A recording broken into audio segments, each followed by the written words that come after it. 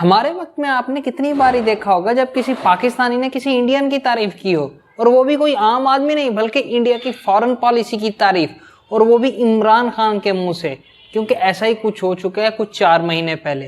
ये foreign minister को उन्होंने कहा कि रूस से तेल ना खरीदो। उसने आगे से कहा तुम कौन होते हो मैं कहने वाले, यूरोप खरीद रहा है तेल उनसे, हमारे लोगों की जरूरत है, हम खरीदेंगे। ये होता है आजाद मुल्क। अगर आप कोई न्यूज चैनल खोलेंगे तो आपको लगेगा कि पाकिस्तान का most wanted terrorist Imran Khan है। इसकी एक एग्जांपल देता हूं आपको कि जब 2022 में इमरान खान पर दबाव डाला जा रहा था कि भाई जब पाकिस्तान ने एक न्यूट्रल स्टांस लिया था रशिया और यूक्रेन के वार के ऊपर कि पाकिस्तान हर सूरत रशिया के खिलाफ कोई बड़ा बयान दे, तब इमरान खान ने वाज़े कहा था क्या हम कोई गुलाम हैं कि जो आप कहेंगे हम कर लें। आइए समझते हैं कि इमरान खान ने इंडिया की फॉरेन पॉलिसी की इतनी तारीफ क्यों की थी।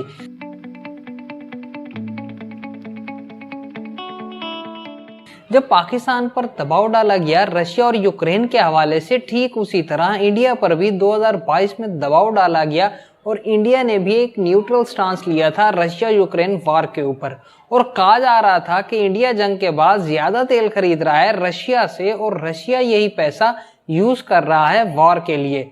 मॉडरेटर ने जब उनसे पूछा कि अगर इंडिया यूक्रेन की मदद नहीं करेगा तो मान लें अगर इंडिया चाइना की वार हो जाती है तो क्या बाकी मुल्क भी इंडिया की मदद करेंगे, इंडिया के फॉरेन मिनिस्टर ने ये रिप्लाई किया था, somewhere Europe has to grow out of the mindset that Europe's problems are the world's problems, but the world's problems are not Europe's problems.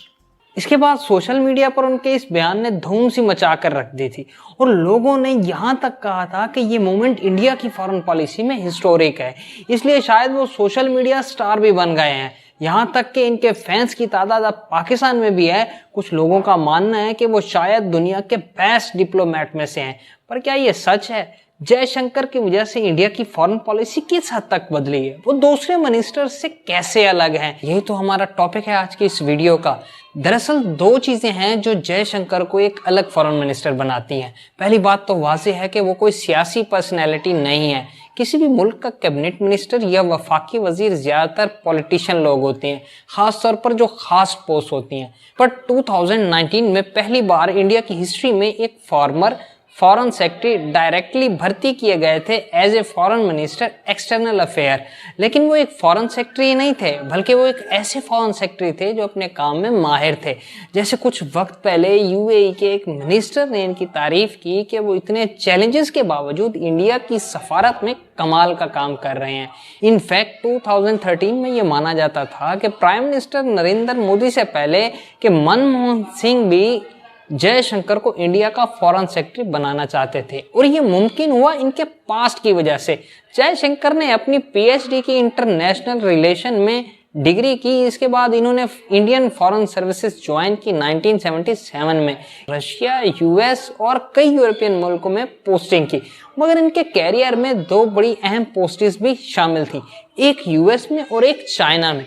2000 और 2007 के बीच जयशंकर यूएस और इंडिया के रिलेशन को हैंडल कर रहे थे और इस वक्त इंडिया और यूएस की न्यूक्लियर डील की बात हो रही थी। इंडिया की ये डील जरूरी थी क्योंकि इस डील की वजह से इंडिया दूसरे मुल्कों से यूरेनियम इंपोर्ट कर सकता था अपने न्यूक्लियर पावर प्लांट्स के लिए। पर यह करना इतना आसान भी नहीं था। बराक ओबामा जो उस वक्त सेनेटर थे, इन्होंने इसकी सख्त मुखालफत की थी कि वो किसी इंडियन से बात नहीं करना चाहते थे और ओबामा ने कहा था कि वो एक सूरत में डील को मानेंगे कि अगर इंडिया फिसल मटेरियल्स को प्रोड्यूस नहीं करेगा।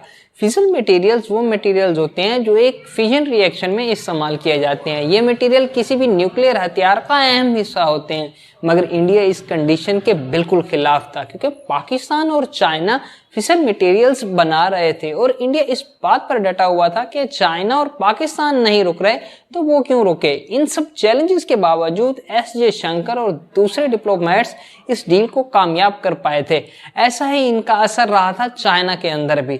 2000 2009 से 2013 तक एस जयशंकर इंडिया के एम्बेसडर थे चाइना में, और इस वक्त इंडिया और चाइना के दरमियान टेंशन बहुत ज्यादा हाई थी।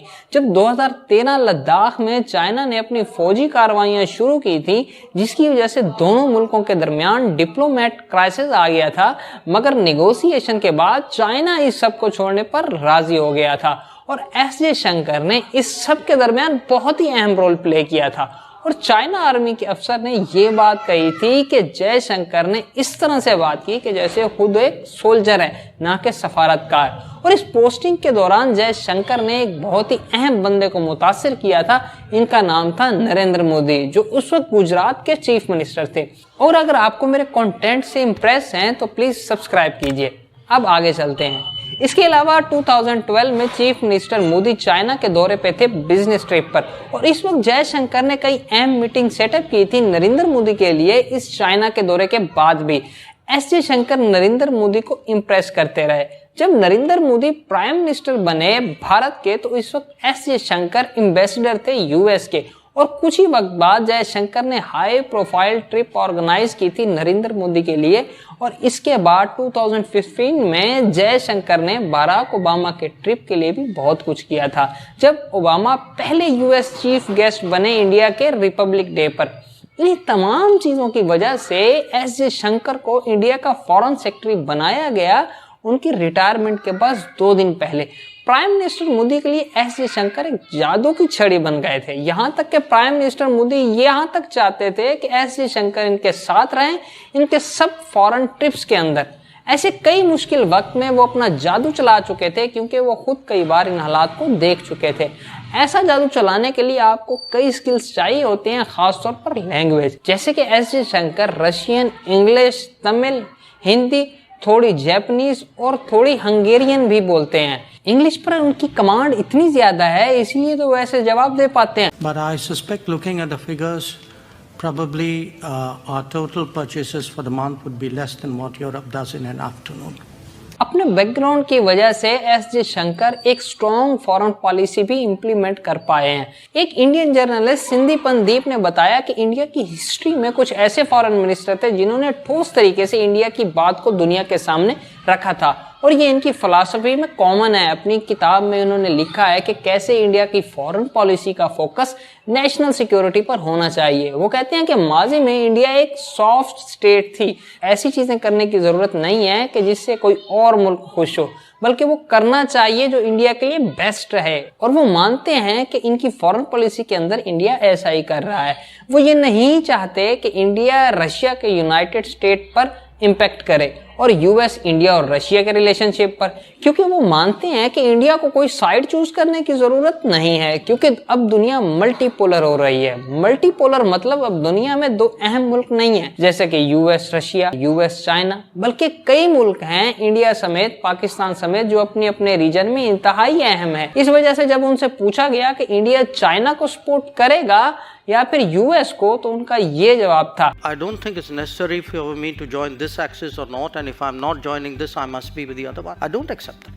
ऐसी चीजों की वजह से कई लोग मानते हैं कि एस जयशंकर ने इंडिया की मिनिस्ट्री ऑफ एक्सटर्नल अफेयर को बहुत हद तक बदल दिया है। पहले एक्सटर्नल अफेयर मिनिस्टर की जो पोस्ट थी वो बस एक अलामती पोस्ट थी, क्योंकि जो मिनिस्ट्री की जो पोस्ट थी दरअसल इसकी पॉलिसी सेक्रेटरी बना रहे थे और इनकी मार्केटिंग इनके मिनिस्टर्स कर रहे थे। सुषमा स्वराज के बारे में कई लोगों ने कहा है कि इनका सबसे ज्यादा फोकस सोशल मीडिया पर था या वीजा और पासपोर्ट के इश्यूज पर वो फोकस कर रही थी, लेकिन फॉरेन पॉलिसी पर नहीं। बहुत से लोग कहते हैं कि ऐसे जयशंकर के यूनिक तजर्बे की वजह से वो फॉरेन पॉलिसी भी देखते हैं और वीजास के इश्यूज भी। अब अगर आप यहाँ तक आ गए हैं तो आपको लगेगा कि एस जयशंकर बिल्कुल परफेक्ट मिनिस्टर हैं, मगर ऐसा हरगिज नहीं है। कई लोगों ने इन पर तनकीद भी की है, जैसे कई आम तकरीरों में इन्होंने ये कहा है कि जो भी गलतियां आज हो रही हैं वो सब इंडिया की हिस्ट्री की वजह से हो रही हैं। We will liberate ourselves from a colonial mindset. Externally, this means reformed multilateralism and more contemporary global governance. विवेक काजू जो मिनिस्ट्री ऑफ एक्सटर्नल अफेयर के फॉर्मर सेक्रेटरी ऑफ इंडिया थे, इन्होंने कहा है कि ये बयान गलत था, क्योंकि इन्हें पता होना चाहिए कि इंडिया 1950s और 1960s में कई डेवलपिंग कंट्रीज का लीडर रहा था। कुछ लोगों का कहना है कि जब इंडिया पर बात की जाती है तो वो उसे टाल देते हैं। एस जयशंकर ये जरूर कह सकते थे कि वो इस रेटिंग से एग्री नहीं करते और अपनी राय दे सकते हैं कि इंडिया में इनकी जमहूरियत कितनी मजबूत है। इसकी बजाय इन्होंने ये कहा कि वो ऐसी एजेंसियों की बात ही सुनना नहीं चाहते। कई लोग कहते हैं कि जब वही गैर मुल्की अखबार आप पर बात करते हैं तो आप कहते हैं कि हमें न्यूयॉर्क टाइम्स से इजाजत लेने की जरूरत नहीं है। There are some newspapers, you know exactly what they're going to write. You know. लेकिन इसके बावजूद प्राइम मिनिस्टर मोदी उसी अखबार में आर्टिकल लिखकर बताते हैं। जब कुछ ऑर्गेनाइजेशन इंडिया की रेटिंग कम कर देती हैं तो आप कहते हैं कि हमें गैर मुल्कियों से इजाजत नहीं चाहिए। I am quite self-assured. I don't need certification from outside. Certainly not from people who clearly have an agenda to drive. मगर जब गैर मुल्की प्राइम मिनिस्टर मोदी को अवार्ड देते हैं तो आप उसे फौरन कबूल कर लेते हैं। ये कहना कि पहली बार इंडिया की फॉरेन पॉलिसी इतनी स्ट्रांग हुई है वो भी गलत है। जब 1998 में इंडिया ने न्यूक्लियर टेस्ट किए थे गैर मुल्की दबाव के बावजूद, Today at 15:45 hours, India conducted 3 underground nuclear tests in the Pokhran range. और 2005 में न्यूक्लियर डील के लिए मनमोहन सिंह ने अपनी हुकूमत को ही दांव पर लगा दिया था। कुछ लोग कहते हैं कि मनमोहन सिंह के दौर में जब इतनी अच्छी इकोनॉमिक ग्रोथ हुई थी इंडिया की, इसी वजह से आज की हुकूमत इतनी आसानी से अपनी फॉरेन पॉलिसी पर अमल कर पाई है। दूसरे लोग कहते हैं कि पिछली हुकूमतें और मजबूत हो सकती थी अगर फॉरेन पॉलिसी में ऐसा करना चाहते तो। मेरे कंक्लूजन के मुताबिक सच इन दोनों बातों के दरमियान है। अगर माजी में इंडिया ने अच्छे इकदाम नहीं किए होते तो आज की इनकी फॉरेन पॉलिसी इतनी अच्छी नहीं हो सकती थी।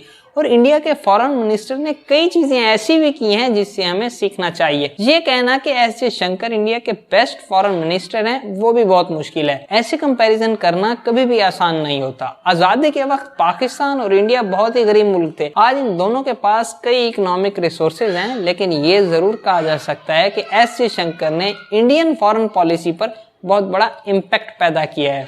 अगर आप इधर तक आ गए हैं तो सब्सक्राइब जरूर करते जाएं ताकि मैं आपको ऐसा ही कंटेंट दे सकूं। मिलते हैं अगली वीडियो में, तब तक के लिए बहुत बहुत शुक्रिया।